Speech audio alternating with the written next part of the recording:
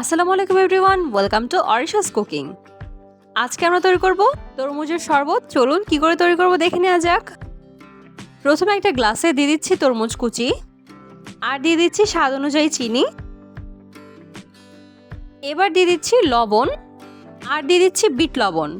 সবগুলো উপকরণ পরিমাণ মতো বুঝে দিয়ে দিবেন। আর দিয়ে দিচ্ছি এখানে পুদিনা পাতা। এবার এই সবগুলো উপকরণ হালকা করে একটু ছেঁচে নিতে হবে, যাতে করে একটা ফ্লেভার বের হয়। কেউ তরমুজের শরবত আগের থেকে বাসায় তৈরি করে খেয়ে থাকলে অবশ্যই কমেন্ট করে জানাতে ভুলবেন না আপনাদের কাছে কেমন লাগে। এই পর্যায়ে দিয়ে দিচ্ছি বরফ কুচি। আপনারা যে যতটা পরিমাণে ঠান্ডা পছন্দ করেন সে অনুযায়ী বরফ দিয়ে দিবেন। আর দিয়ে দিচ্ছি এখানে ঠান্ডা পানি। এবার দিয়ে দিচ্ছি 1 টেবিল চামচ পরিমাণে লেবুর রস।